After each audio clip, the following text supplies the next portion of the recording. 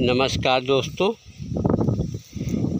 जीवन विद्या दर्शन का द्वितीय सत्र जो है कोर्स बांदा ज़िले में प्रेम सिंह की बगिया में करने के बाद आज मैं फिर अपने उसी खेत में खड़ा हूँ। आप देख भी रहे होंगे, जिसमें मैं पिछले 6 वर्षों से लगभग प्राकृतिक खेती करता हूँ। इस तरफ आज इस खेत में धान लगा हुआ है और धान के बीच में घास भी लगी हुई है। आप देख रहे होंगे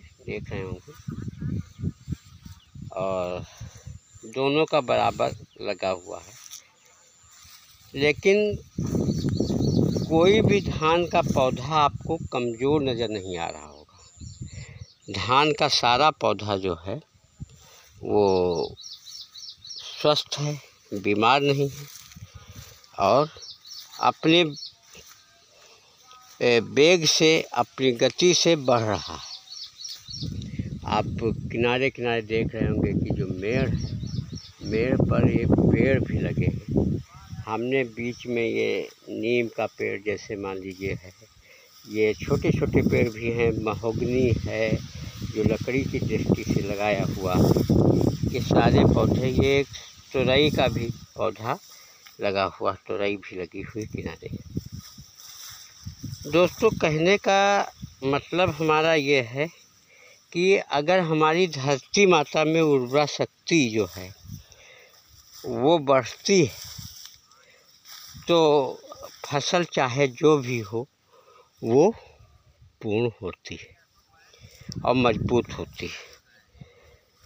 हमारे बगल में लोग धान लगाए हुए हैं, उसमें यूरिया, डीएपी, पेस्टिसाइड ये सब डाल करके रखे हैं। और मैं धान के खर के लिए जो है, जो राउंडअप आता है, जो खर को मार देता है, वो भी लगा हुआ है। और फिर भी जो है वो असंतुष्ट है, क्योंकि उनकी लागत मूल्य ज़्यादा आ गई और धरती माता बंजर होती धीरे धीरे चली जा रही है। जो उससे अनाज पैदा होता है वो जो मनुष्य के भोजन में काम आता, खेती हम क्यों करते हैं ये भी आप जान लीजिए। हम अपने खाने के लिए करते हैं, मनुष्य के मानव जीवन को चलाने के लिए करते हैं। अगर हम जहर डालेंगे धरती माता में तो घास तो ज़रूर नहीं रहेगी, साफ सुथरा रहेगा। गेहूं का रंग भी ज़्यादा कुछ ठीक हो सकता है, लेकिन उसमें जब उर्वरा शक्ति नहीं तो सवाल ही उठता हम किस लिए कमाएं। अभी हमारे किसान साथी से एक चर्चा हो रही थी। उन्होंने कहा कि आलू जो है, इस खेत में धान जिसमें देख रहे हैं, इसमें आलू बोया था और आलू में घाटा आ गया, लागत मूल्य ज़्यादा लग गया और उसको बिक्री कम हुई। जरा कल्पना करिए कि अगर धान आलू की लागत मूल्य कम होती तो आज जो उनका घाटा लग गया वो उनको न लगता। ये विचारणीय विषय है। इसलिए हमें कंपनियों के फ़ायदे के लिए नहीं, हमें अपने लिए खेती करनी है, अपने खाने के लिए खेती करनी है। और किसान को चाहिए सब कुछ उगाना चाहिए। जैसे आप देख रहे हैं कि मेरा ये खेत धान का लगा है, देखो इतना इतना बड़ा धान हो गया।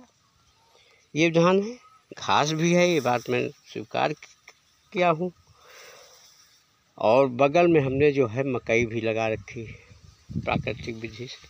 आप देख रहे हैं भुट्टा आ गया, तो हमारा धान भी होगा, मकई भी होगा। और कोई अगर दिक्कत होगी तो हमारे खेत के किनारे पेड़ भी लगे हैं, हम पेड़ भी बेच देंगे और वो हमारे घर की ज़रूरतें पूरी हो जाएंगी।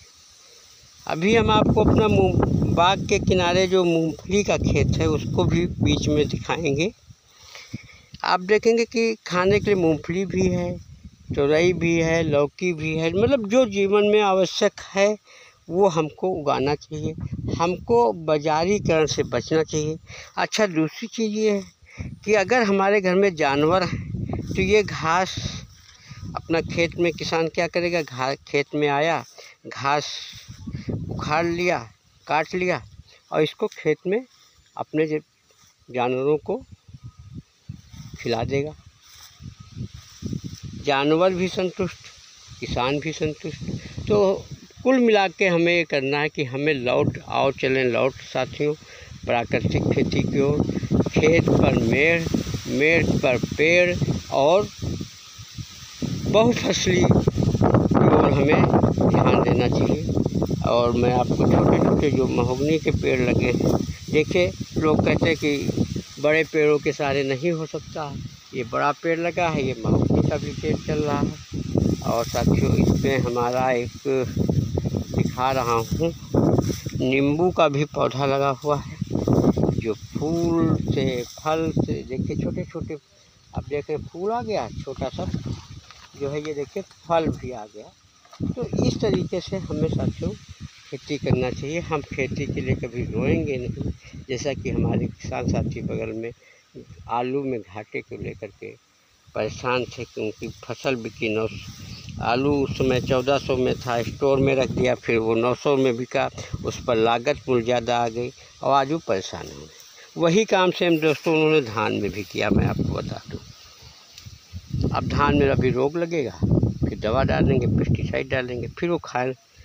तो ये है। दूसरी चीज़ ये है कि हम जो खेती करें उसका प्रोडक्शन भी करें। धन्यवाद साथियों, फिर कभी मिलेंगे। आप अपना कमेंट जरूर दीजिए।